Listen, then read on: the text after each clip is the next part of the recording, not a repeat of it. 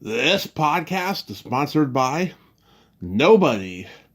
Hey dudes, welcome to Splat from the Past, the only 80s themed horror sci-fi show where things can get totally radical.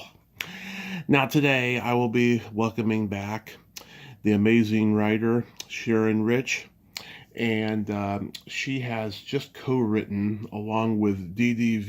Vujic, aka Dan, called Tesla, Manhattan Dove to Queens Seagull. It is a memoir on the life of Nikola Tesla, a man who invented many, many things. A man who even invented radio, although Marconi took the credit for it. He was a brilliant, brilliant man. And of course, so many things have been named after him, including a rock band and, of course, the car company that Elon Musk owns, much to the chagrin of people. And he's also been an engineer. He was also an engineer and a futurist. And it's going to be a great talk to have Sharon back on. And Dee Dee will be joining her. He's going to be accompanying her and chiming in every now and then and stuff. And it's really great when a guest will seek you out first without seeking them out. It really is. And that's what Sharon did. We had such a great talk, around Halloween time of 23, that she reached out to me and said, hey, let's talk about this book, because there's some horror talk in this book too, because Tesla was a friend of the guy who ran Universal Studios, and he had an opinion on the 1931 Dracula, and then there's some stuff about the 1931 Frankenstein and Young Frankenstein, the Mel Brooks classic as well. So it's going to be an interesting conversation. So yeah, here is my new interview with Sharon Rich.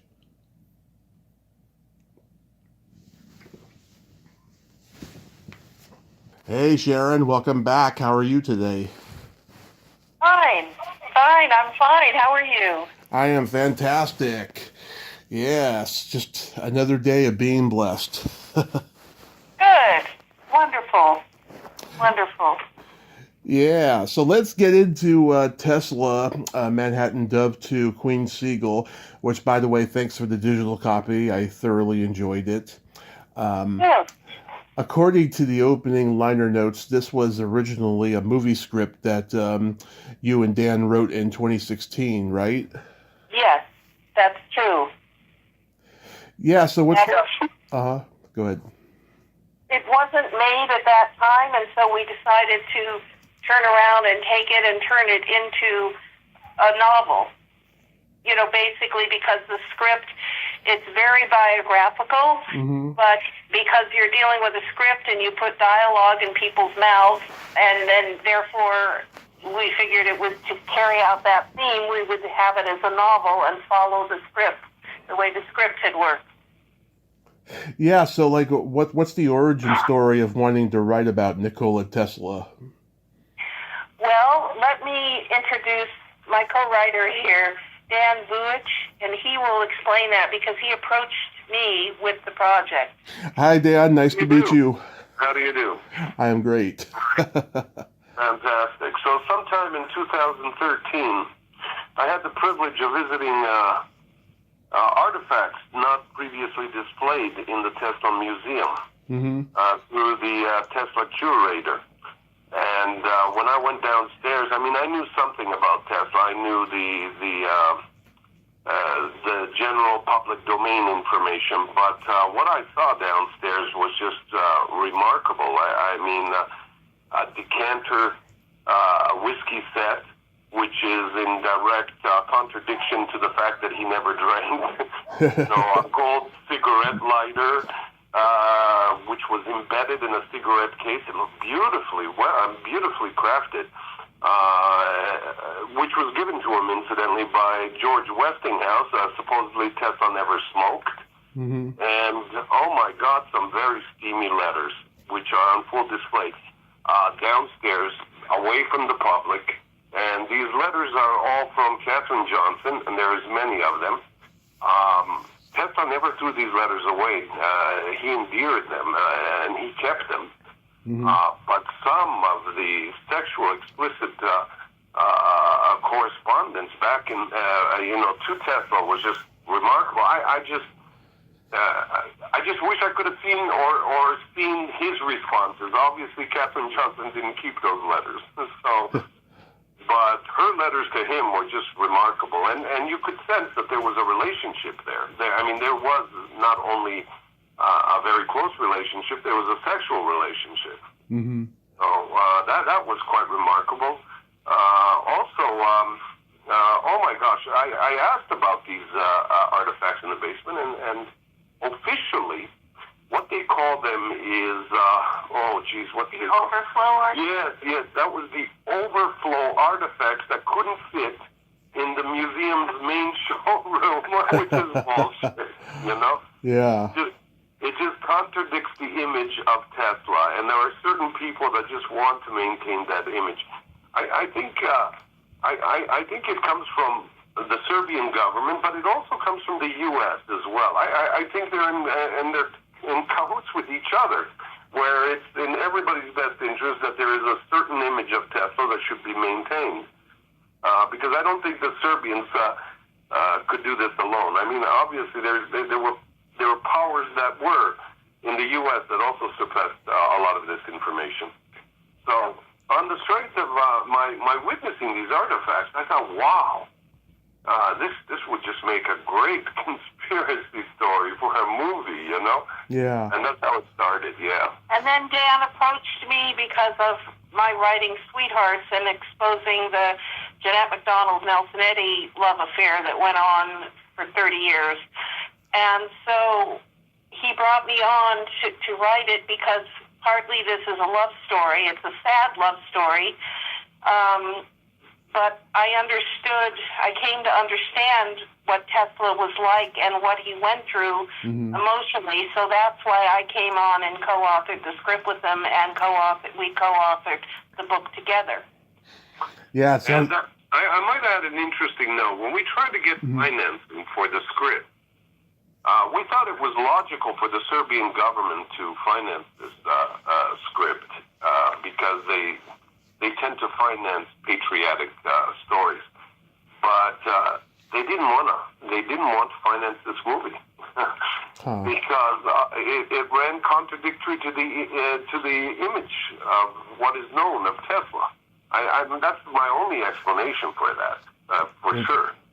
Interesting. Well, yeah, my feeling on it is this, that what we tried to do, and I think we accomplished, you can sort of let us know what you think, was to bring out, it's not written in a scandalous way, but it's written in a way that you get a better grip on who Tesla was emotionally, as well as rattling off what he invented. And, it's kind of like the character of Sheldon Cooper on Big Bang Theory, where the man is eccentric, and yet every so often there's a side of humanity that really shines through and really endears you to him. That show was so successful on television for so many years, and I think that Tesla himself had similar personality traits, and so my goal in working on the project was really to show why, for example, at certain times Tesla had a nervous breakdown, okay? That's mentioned historically, but nobody says why exactly or what was happening or what's behind the scenes, and that's where I kind of played history detective, going back to all the printed material in his own memoirs to see if we could get clues as to what really caused the ebbs and flows in his life, and I think we succeeded to a great degree. Absolutely. It reminded me like of another Da Vinci Code in a way. Well, yeah. What's interesting in this book is that Tesla may not have died the way it's and I use the word liberally. May not have died the way it's depicted. Honestly, I believe that he manufactured his own death through the help of his friendship with the Luciano gang. he chose January 7th, which is symbolic in its Christmas for the Orthodox Christian faith. Mm-hmm. And he always thought it was fitting to please his Father before he leaves this world. And if you're to die, why not die on such a important religious day? That's one reason. The other thing is most of his work was never really recovered from his safe. There are a few artifacts left in the safe just to keep the FBI busy, but the bulk of his work disappeared. Nobody knows where this is. It's my theory that he had it shipped to Serbia and by his mob friends, and it's probably entrusted somewhere in a monastery in Serbia. The bulk of his work. Some unimportant work was left in the safe, as I said, to keep the FBI busy. And I think who was the FBI appointed? Well, the FBI, this is something I was going to say that was kind of fascinating because we've just gone through an election here, and there's a very, heated political scene happening in our country right now. So the funny thing is that Tesla had connections both to Joseph Kennedy, to the Kennedy family, because Lucky Luciano introduced Joseph Kennedy to Tesla, and the two men, they helped finance his research in microwaves. And Dan, in fact, Joseph Kennedy purchased outright the microwave technology patent. To this day, Wow. the Kennedy family owns it. They've made millions, possibly hundreds of millions on this invention. and then when Tesla died, there was this scramble because he had been working on what Oppenheimer and the others had been working on, right, with the Manhattan Project.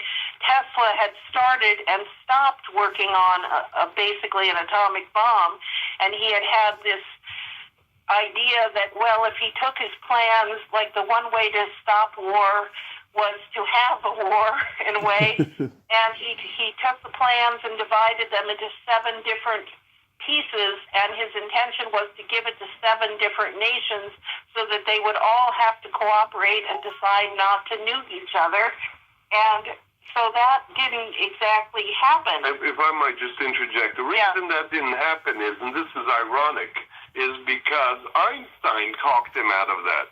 But yet Einstein was the initiating factor for the actual Manhattan Project. Wow. He later regretted. Yeah. Right. So what occurred was when Tesla died, there was a scramble to find out what inventions he had, or schematics or notes about such a bomb or anything dangerous that could be used if it fell into Nazi hands. And so the problem was they waited 3 weeks before they got somebody to come in and go through everything that was still left of Tesla's material. And by then, the safe had been opened and cleaned out. The safe deposit box where Tesla said he had a prototype there had been replaced with some generic nothing piece of electric equipment.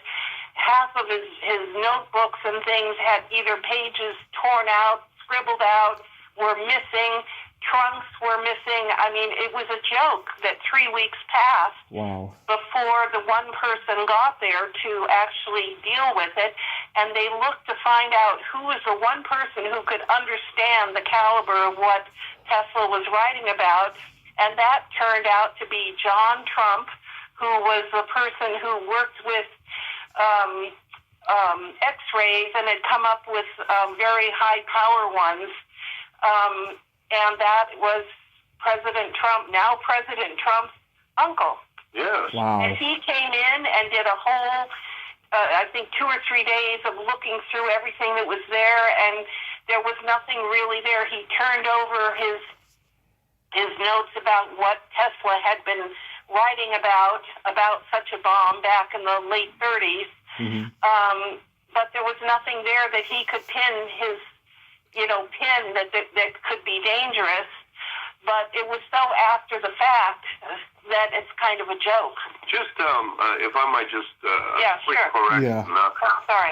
Tesla was actually not developing a nuclear bomb. That's an altogether different technology. Okay. His technology, we refer it to a nuclear bomb because it has the equal amount of power.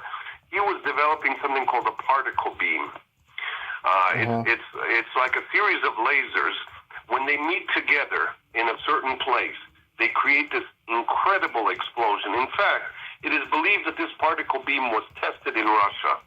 I can't remember the exact date now, but some years ago, well, not some years ago, but more than half a century ago, there is a recorded incident somewhere in Siberia where there was an incredible explosion in Siberia, leaving a huge crater. The then Soviet Union official story was that it was a meteor. But the Americans or any other country could not confirm that such a meteor even entered the Earth's orbit, much less hit a part of Russia.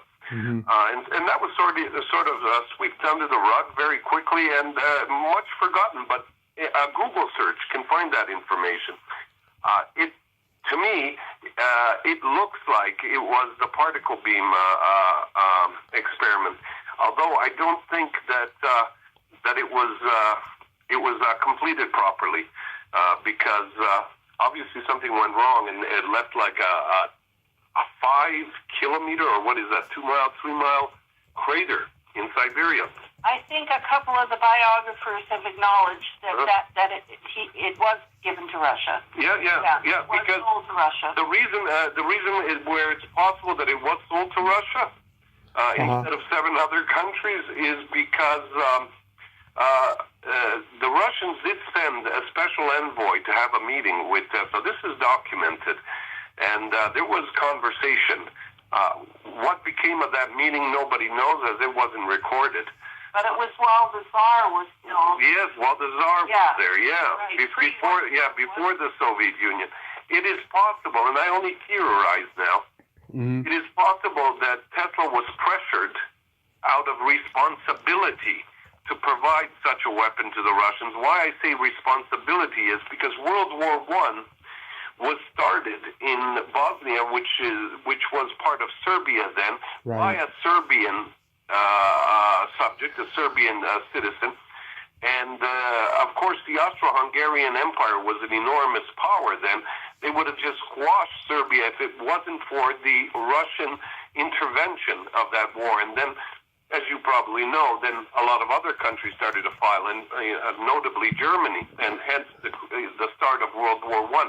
But the point is, millions and millions of Russians died in defending Serbia. I think they used that card against Tesla, but I think Tesla didn't give them the absolute plans. I think an element was missing, and hence why today the Russians don't have this weapon. Yeah, that is crazy. Wow. And Sharon, you mentioned that Tesla was friends with Carl Laemmle, who ran Universal Studios, and he saw the 1931 Dracula. Yes. Well, here's the story. It's very interesting. Carl Laemmle, which I didn't know till I researched it, he had a falling out with Thomas Edison because when he started his film company, Universal, Edison was, jumping on him and trying to, shut him down. So he actually went to Europe and opened the company there, filed paperwork and whatever he had to do over there so that he was protected from it. And then, as is commonly known, Tesla and Edison were at odds because of direct current versus alternating current. And so Tesla pretty much figured Edison was his enemy. So when Laemmle contacted him in New York, saying he wanted to talk to him, Tesla was already aware of the falling out that they had had, and so he agreed to go see him. And what had happened was Dracula had come out, and they were going to do Frankenstein, and I thought it was really that Tesla didn't like Dracula because of where he was born was so close to Transylvania, and after that film came out, people were asking him, "Oh, well, are you a vampire? Do you drink human blood?" They thought it was true, and so he was kind of annoyed with that. So he didn't quite know what he was walking into when he met up with Lemley. But it turned out they were going to make Frankenstein, and in the Mary Shelley novel, I think it's lightning that animates the monster, but they wanted something more dramatic, and so the special effects fellow wanted Tesla to build a Tesla coil that would, make a lot of noise and lights and shriek and be very melodramatic, that he could, flip a switch and that would animate the monster. And so Tesla was really pleased and decided to do that. So he built one especially for Frankenstein. Wow. So the amazing thing about that was that fast forward to 1974, and Mel Brooks is going to make Young Frankenstein, and he was like, "Hey, I wonder if that Tesla coil still exists." And he contacted the special effects guy, who had it stored in his garage, and they turned it on, and it still works. So Mel Brooks used that one in Young Frankenstein. Wow. So I thought that was just a really cool piece of Hollywood trivia. Oh, yeah. And of course, it kind of connected with what I had written about, because here you are with Jeanette MacDonald, Nelson Eddy, and actually this year is the 90th anniversary of their first movie together, Naughty Marietta, in which they sing "Ah, Sweet Mystery of Life." And of course, in Young Frankenstein, you have, Madeline Kahn, the bride, hitting the sack with the monster. Peter Boyle. And then you hear her singing "Off Sweet Mystery of the Life" at the top of her lungs. So I thought that was kind of a cute coincidence, and we added that into the book. Yeah, I love that movie. I still think it's Mel Brooks' masterpiece. Oh, it is. It is. Now, then there are just so many fascinating people that Tesla knew, like Sarah Bernhardt. Oh, yes. Like originally, when I looked into that, the official story was, and you have to say, when I read a lot of what Tesla wrote, and in interviews, he would do like any celebrity did. He would contradict himself. He would change the story as the years passed. So it took some work to filter things out. But I found where people were saying, "Oh, no, they didn't hook up." And then I read one book where Tesla showed someone her scarf and said he refused to wash it, and went into that, and so suddenly it became very true that the story of that one-night stand was true. But you had to filter through a lot of stuff to get to that story. So anyway, I was glad I found that. There's another thing that, because what I wanted to bring to the table, there are a lot of people that are Tesla fanatics, and they like this book because it gives a lot of insight, I think, more than the general biographies do. But then it's also, Tesla was working on time travel and working on a time machine. Yeah, and Dan can tell you a little bit about that, and then I'm going to tell you afterwards how we used it. But anyway, go on. Okay. Yeah. While I was in the basement of the Tesla Museum, I also came across schematics. They weren't completed schematics, but schematics nonetheless, about a time radio, about his theories of a time. Actually, he started drawing up plans on it, and in his notebook, there were calculations, there were pages after pages about a time radio. And what struck me was a note, and the fact, several notes in it. Tesla had this habit of writing to himself. He was very meticulous about that. And one theme that kept repeating itself was Einstein is wrong. It is not possible to travel to the future because the future has not yet happened. One can only travel to the past because the past is recorded. It's there. It happened. But you cannot go to some place that has not happened. And also, solid matter cannot time travel because it would disintegrate. The only way to travel in time is through radio frequency, because radio frequency will not disintegrate. It uses a frequency, an electromagnetic frequency. So he came up with this idea: if I made a time radio, if I made a radio to communicate with the past, the problem with that is the past does not have a receiver, right? Yeah. So, or a transmitter. So the idea was to create a time radio in 1913, Right. tuck it away for 80 years, and then have some specific person contact me. And so I can learn about the future. I can learn which of my inventions were disastrous. And I could stop myself from creating such inventions or making such decisions. Possibly that's why the Russian particle beam didn't work so well, you know? Mm-hmm. So that's the idea of it. He gave his time radio to a bellboy. This part is fictional, of course. And that bellboy, as loyal as he was to Tesla, he kept it in his attic for 60 years. And upon his death, or just before his death, he entrusted the radio to his grandson. Wow. And his grandson actually contacted Tesla in the book. This part is fiction, of course.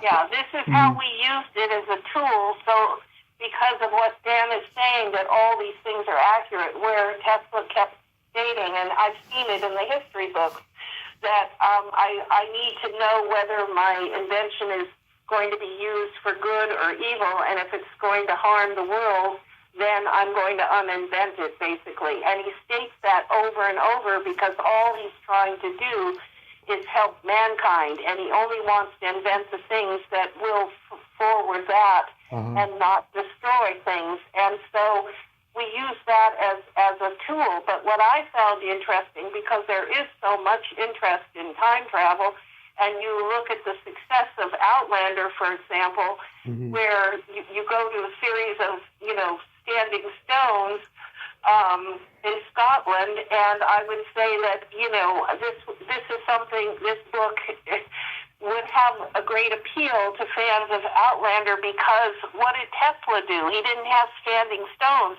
but in real life, there was a tree in Central Park. He used to go to Central Park like almost every day, and people have noted that in history, and they've noted that he had a certain tree that he called the Oak of Eternity. He named it that.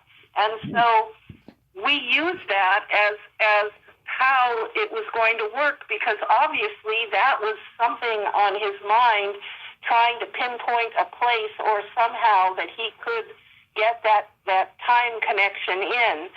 And so I think that worked well, and it was also, like I said, it's a very sad love story, which we bring out in his life that not many biographers have documented, but because the trail kind of goes cold at a certain time in history with her, and we carried it through using this method of doing. I think it worked very, very well, and it was pretty effective. I don't know what you think, but we thought it worked well.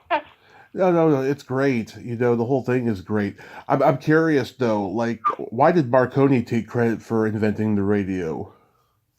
Marconi came as an apprentice to work with Tesla and basically ripped off the whole radio thing and then took credit for it.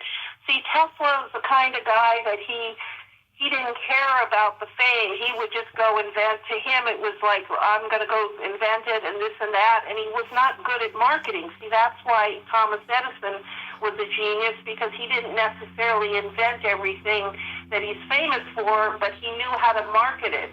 He'd get the patent on it, and he'd market it, and he'd get the credit for it. That's what happened with some of the things that Tesla was working on with Edison. And with Marconi, Yeah, he stole the whole idea, and Tesla did sue on that because he was really annoyed about it, and it was finally settled by, the Supreme Court? The Supreme Court gave him a favor, yeah. Yeah, it ruled in his favor, but it didn't happen until a few months after Tesla died. Wow. Also, I might add something that's very little known, even around the world. AC/DC, there was an AC/DC war, direct current Edison, alternate current Tesla, and this war was going on for a long time. Eventually, it went to court. It went to court, and the further development of AC was halted for, I believe it was 7 years. In the meantime, two brothers from Munich, Germany, grabbed Tesla's filed patent. Now, as the patent laws say, you could copy something providing that there is significant difference in it, right? Right. So these two brothers come up with, instead of 110 current like we have here in the United States, they come up with 220. And they light up Munich while these two guys are in court in New York. And most of the U.S. is still not on AC. And then several countries start lighting up their cities with Tesla's patent, but using 220 instead of 110. And hence today is why Europe is 220 and Brazil's 220, but the United States is 110. Wow. Now, it is proven that 110 is much more efficient than 220, but the expense to convert to 110 now would be just excessive. And that's why all of Europe and much of the world is still with 220, whereas we here and in Canada are at 110. Tommy, one thing that amazed me when I started this project was all I knew about Tesla really was that he invented electric cars, which he did invent one in 1931, but it didn't run on battery the way Elon Musk's cars do. It ran differently just on air, right? No, not quite air. Yeah. You see, his engine, we can't call it an engine. Engine requires petroleum or some other fossil fuel. His motor would operate from wireless electricity. See, what Tesla would do is he would put up two towers, he did this actually in Central Park, and these two towers would emit wireless energy throughout the park. That engine would start based on this wireless electricity. It would require no battery, so he could drive it around the park, but once he leaves the park, there is no more wireless energy, and the car would stop. And his idea was, why don't all vehicles run like this, and we'll just put up towers every 2 or 3 miles throughout the cities. And everybody has wireless electricity to operate their vehicles. And the big three manufacturers, GM, Ford, and Chrysler, they were all on board on this. I mean, he sold them, and they were all going to do that. They were going to convert from fossil fuels. But what is it called again? The oil people. Oh, the Rockefellers. Oh my God! Rockefellers. I always want to say Redenbacher. That's the popcorn guy, right? The Rockefellers put a halt to that because they had significant interest in Pittsburgh steel, and they basically just blackmailed the three big manufacturers. They said no. Yeah, you do this, you get no steel, and they all defaulted back to fossil fuels. Yeah. God. One thing that I found interesting was the fact that, people who don't know anything about Tesla, as I really didn't when I came into this project, you learn by reading this book, you learn how many things we use today that he invented between the late 1800s, say, and the 1930 at the latest. Right. He had an electric car. He had microwaves. People give Marie Curie credit for the X-ray, but she used, I think, how many patents? I think it's 9. No, is it 9 or 4? I don't know, but anyway, to get her X-rays to work, she used his Tesla's patents, and he has X-rays. He X-rayed his hand. There's all sorts of early X-rays that he did. I mean, he invented Wi-Fi. He's talking about Wi-Fi, and he's talking about cell phones that you'll be able to keep in your pocket. Shall we tell the story of the cell phone? I must share this with you. Mm-hmm. So he walks into J.P. Morgan, who was his financer, and he's holding this brick of a cell phone. It's like a huge brick. And he says, I did it. This phone and others like this phone can communicate with each other wirelessly. Mm-hmm. J.P. Morgan says, great. You know, and then J.P. Morgan eventually says, how do we charge for this? And Tesla says, I don't know. I didn't think about that, you know. Yeah. And more or less, J.P. Morgan ushers him out of the office and says, that's a terrible idea. That's a stupid idea. Tesla, bring me ideas that make sense. You see, with the land telephones, the way they used to charge people is by impulses, right? Right. Not impulses, sorry, pulses. By pulses. For example, if you were to speak to someone across the street, the pulse would go bum bum once every 10 seconds. The further you are away, the pulse would increase in speed. Each pulse indicates a unit of money. Right. And this is how the telephone companies charge people. But with wireless telephone cell technology, there is no pulses. And it took people until 1974, some genius at Motorola figured out how to charge wireless phones he invented the beacons that would bounce signals from tower to tower when people use two cell phones. And Motorola came out with the first phone.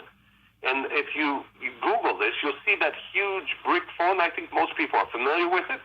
That phone is based on Tesla's patent. There are so many things that we use that are based on his patents. I mean, he did an experiment, which I don't even remember what the year was, but it was with Samuel Clemens, i.e. Mark Twain, who wrote Tom Sawyer, where Clemens sat and typed on a typewriter, and then they showed it up on a big screen, and Tesla got up and explained that in the future, you know, your thoughts, whatever you write or you type, are going to be seen by people all over the planet. They'll be able to know your thoughts. They'll know what you want. You can send pictures. You can spread news. And, you know, all this stuff, to which Westinghouse was like, well, who would want to read the news on their telephone?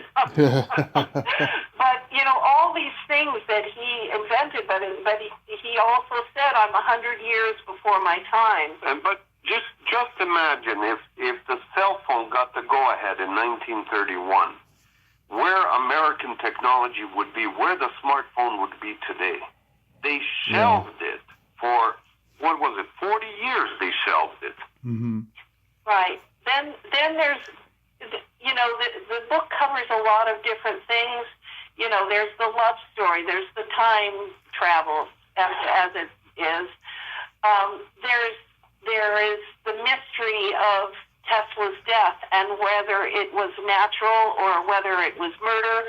And one of the things that interested me, we had a character, we used a real person, changed his name because he had a lot of dialogue in the script and then also in the novel. So to that degree, the dialogue is fictionalized, but not the events of what happened. And that man did not believe that Tesla had a natural death. There were several things that we discussed in the book that were in the room or weren't in the right place, and certain things that the man was very suspicious, and he refused to give up research on it, and eventually he was murdered. This was a cop. Well, that was his thoughts, but My own personal theory is that Tesla arranged for his on a particular day. He knew that he wasn't going to live past 1943. Uh-huh. He probably wasn't going to make it to 1944, and it would be fitting to honor his father to die on Orthodox Christian Christmas. That's a theory, but definitely he did not die naturally because there is evidence that there was a sense of chloroform. Yeah, chloroform in the room. Why would Tesla need chloroform? You know? Yeah, that is pretty fishy. So is the book officially out? The book is officially out now. It's on Amazon, Barnes & Noble, all the Amazons all over the world. We're going to have an audio book done, and it's going to be translated and published in a bunch of different countries now. And it's enjoying best-selling status on Amazon, so we're quite proud of that. Yeah. Oh, that's awesome. So what's next for you two? Are you going to write another book together? I think maybe what we're going to do is go back and revise the screenplay slightly, and I think now it might be more receptive to the story, if only because of so many connections to people that are relevant right now in politics and in the world. I think that we might be able to sell it this time. Yeah, we'll probably do that. But also the book ends with a question mark. What happened to Tesla's blueprints and creations? Remember, the official Tesla Museum just has a few artifacts stashed in the basement, but hardly his whole collection of things that he wanted to keep secret. I'm pretty sure he wanted to keep secret these letters as well. I don't know how that fell through the cracks, but it did. And so, it could lead up to a sequel to a book, very much like the Da Vinci Code, because I do honestly believe that most of his unfinished or even finished work that he didn't want to share is probably tucked away somewhere. If not in the United States, probably in Serbia, because I think he would entrust it to a monastery, because they're pretty secure, And even in Serbia, you can't get court orders to ransack a monastery, regardless. So yeah. Some of my other project this year is we are hoping that Sweethearts will be made into a film. This is the 90th anniversary of the first MacDonald Eddy film. We have a great director, Jason Connery, Sean Connery's son, and moving forward. Yeah, it's. I think it's been a bit of a haul, but I think we're going to get there this year. So I'm looking forward to that, and also getting the Tesla script back into shape.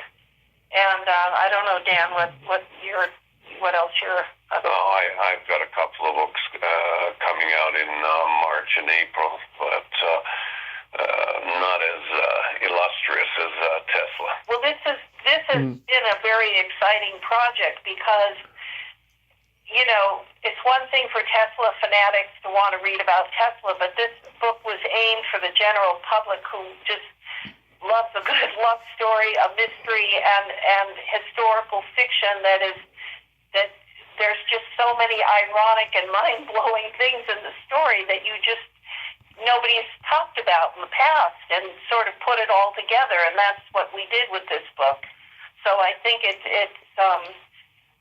pretty exciting. And like I said, I came into it knowing nothing about Tesla, but now, I think everyone should realize that all these things he invented 100 years before it actually came into existence, and it's just been a matter of time and politics and money and whatever subterfuge or whatever to get it to all happen. But things are starting to be uncovered now, and I think that even with what Elon Musk is doing with Starlink and all the things that are suddenly new and exciting in this world, would be old news to Tesla. Yeah. Because he was working on it years ago, a century ago. This It gives you a different, well, not a different, but a more enhanced knowledge of Tesla's personal life as well. There's not much written about his personal life, and certain things were hidden. Like, of course, he drank. He loved whiskey, and he smoked. He smoked a great deal. In fact, Edison would criticize him for smoking because of all the ashes all over the place. And he liked women. He adored women, and he adored particularly, and this doesn't make him look so good, and I think this is why it's hidden, but he particularly liked married women, because you see, with them there was no connection. There's not connection. How should I say it? He didn't have to worry that they would drop everything and want to get married and have children and go through the whole thing. Well done. Because he was married to his career. He was married to his work, and he thought he would be a terrible husband. But at one point, he said, "I regret that how much I gave up by not getting married and having a normal life." But he didn't feel that, there's many quotes out there where he talks about how he just doesn't feel that they would mix because he would never put full attention on a relationship. Yeah. His work would always come first. Oh, there's also an interesting fact about Tesla. How do you imagine a man of his status and popularity in the United States and around the world? How do you manage? How do you imagine that in the 30s and let's say the 30s, he died in 43, but particularly the 30s, there isn't a single film clip of Tesla. Right. There is no single audio clip of his voice. How do you avoid that? Well, you had no internet back then. Yeah, but still, there was you can go to YouTube, you can search archive films of Edison and even his voice, right? Mm-hmm. But there's nothing of Tesla. Nobody knows today what he sounded like or even how he walked.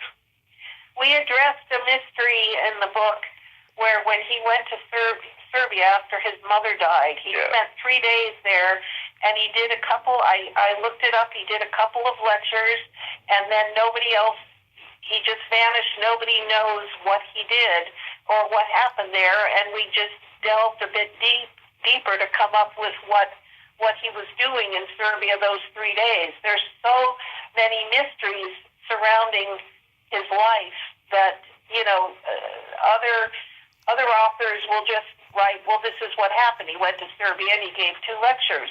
But we went a little further to find out what was really happening in his life and why did he really go there. Yeah, he spent 3 days and 3 nights there. The lectures were, I believe, a couple of hours. Yeah, Mm-hmm. a couple hours. Yeah.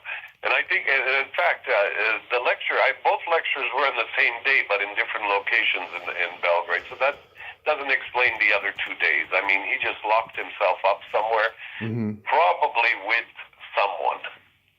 Oh, nothing wrong with that. What I found in researching some of the early stuff was that when he first went to college, he was womanizing a lot. That's how it was described. Mm-hmm. And he got into a lot of trouble, and his cousins were apparently helping to fund his college education, and they got very annoyed with him and threatened to cut him off if he didn't stop partying. So that was interesting. That's not broadly known, but it was found, I found it. So, a couple of years ago, I interviewed a woman who wrote a book about Polly Adler, who had a whorehouse in New York. I wonder if he was a regular there. I don't know. I've wondered whether, because he was somewhat germ-phobic, the little bit that I read about it, it would seem like he went for married women, or he picked up some waitresses that he would find in like the diners, the New York diners that he would frequent, and he'd get friendly with a couple of them, and he apparently liked blondes. Yeah. And he would hook up with some some of them. I think he kind of tended to do that rather than fear catching something at a whorehouse. What do you think, Dan? But you know what's weird about him? He prefers married women because they tend to have less sexual partners. Mm-hmm. That makes sense. Yeah. But then he starts relationships with waitresses that are single. It's just you cannot pin him down. You know. Yeah. He's very, very unpredictable. I mean, I don't know what to say. If he's so germ-phobic, yeah. Why the waitresses? I don't know. Yeah, I know. Well, yeah, that whole thing I tried to address in the book, and I think we did a good job sorting that out and how he ended up, what kind of a sex life he had, as it were, in his later years, particularly because what I noted was that there were more comments about how he would, sit and wash his hands frequently, and he seemed to be more like Howard Hughes of that in later years. Yeah, he was like Howard Hughes. Howard Hughes was a notorious germphobe. That's right, and yet Howard Hughes had affairs with lots of women. Yeah. And let's not forget his obsession with the numbers 369. There's entire books written about this. Yeah. Apparently, according to Tesla's theories and research, the numbers 369 appear in everything in life, even your name, anybody's name, any object. Everything is associated with 369. The universe is 369. Now that was also, if you watch The Big Bang Theory, they used that. Like when Sheldon Cooper would knock on the door, it was always 3 knocks. Yeah. There were always they borrowed a lot from Tesla's habits in designing that character that was Sheldon Cooper. But yeah, there's just one wonders what else has not really been looked at in recent years that went undeveloped that could be of help today. Tesla believed that the internet should be free for everyone. He figured the phones and everything, all energy, electricity should be free. And of course, right there, he made tons of enemies because,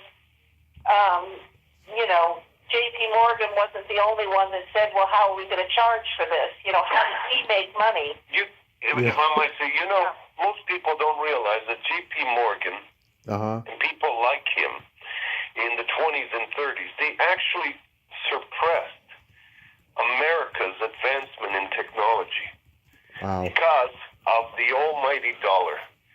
If we couldn't make money, we're not interested. But had they been interested, our technology would be so much more advanced today than it is already. Yeah, that's a good point. Yeah.